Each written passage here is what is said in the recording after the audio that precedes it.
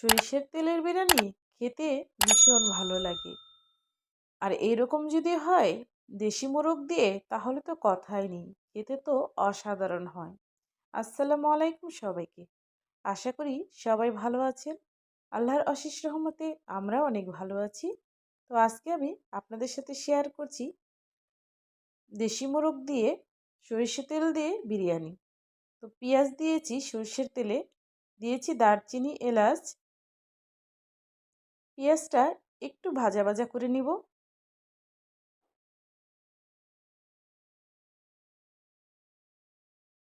মরিচ ব্লেন্ড করেছিলাম, সেটা দিয়ে দিচ্ছি।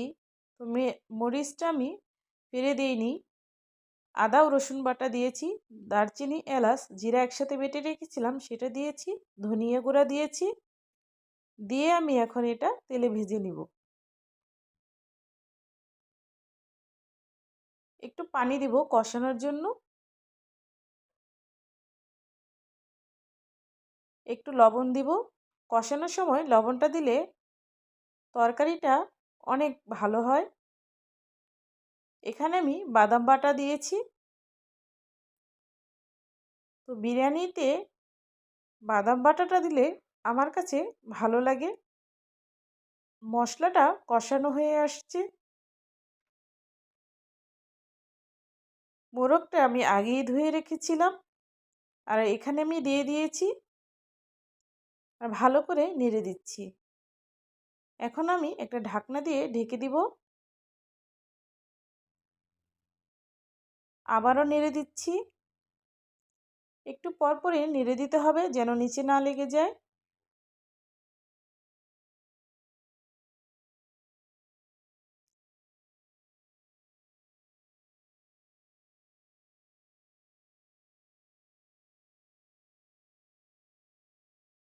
এখন একটু পানি দিয়ে দিচ্ছি। যেহেতু এটা বিরিয়ানির জন্য, তাই বেশি পানি এখানে আমি দেব না। ঢাকনা দিয়ে ঢেকে দিচ্ছি।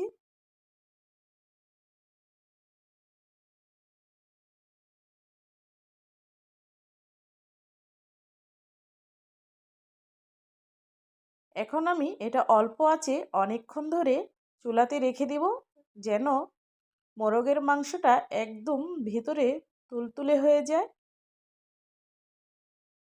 মাংসটা আমার রান্না হয়ে আসছে।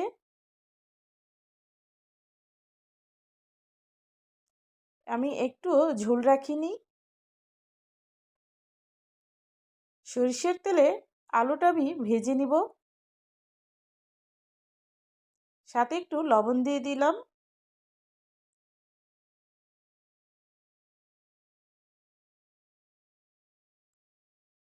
আলুটা ভেজে দিলে বিরিয়ানিতে খেতে ভীষণ ভালো লাগে। তো পাতিলে আমি সরিষার তেল দিয়ে দিচ্ছি, দারচিনি, এলাচ, তেজপাতা আর আদা বাটা দিয়েছি। আদাটা ভেজে নিলাম।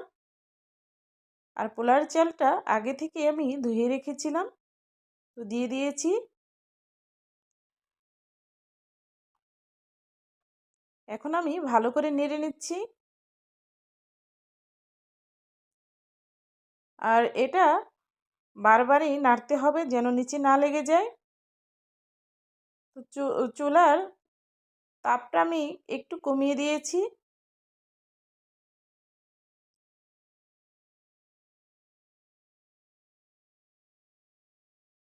ধীরে সুস্থে চালটা ভেজে নিলাম। আর পাতিলটা একটু বড় হওয়াতে বারবার নড়ে যাচ্ছিল।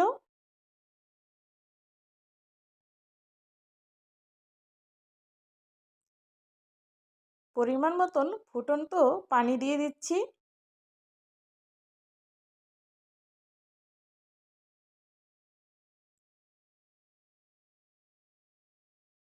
পরিমাণ মতন লবণ দিয়ে দিচ্ছি।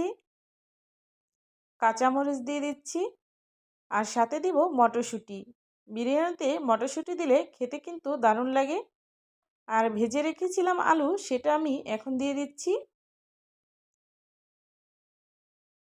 আর মাংসটা আমি এখন চাউলের উপর দিয়ে দিচ্ছি।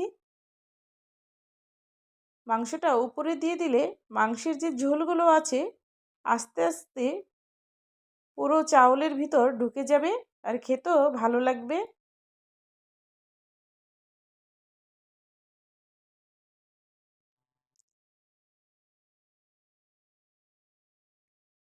এখন আমি ঢাকনা দিয়ে ঢেকে দিব।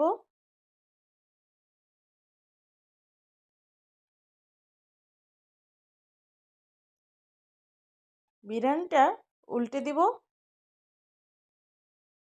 উল্টে দিলে মাংসের যে মশলাটা আছে সবখানে ভালো করে লেগে যাবে।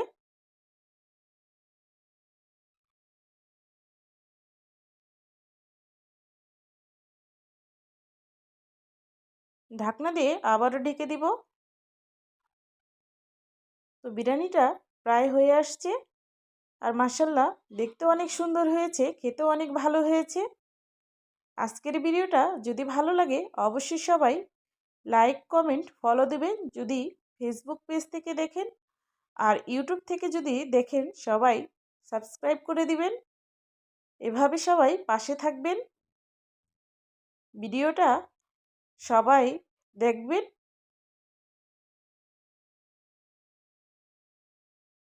ভিডিওটা দেখার জন্য সবাইকে অসংখ্য ধন্যবাদ জানাচ্ছি।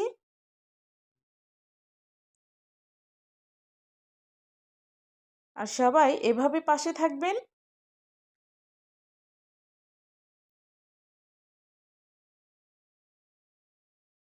আর সুন্দর সুন্দর কমেন্ট করবেন।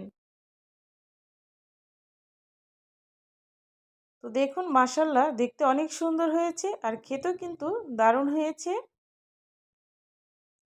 আজকে এ পর্যন্তই। সবাইকে আল্লাহ হাফেজ জানিয়ে বিদায় নিচ্ছি। আল্লাহ হাফেজ।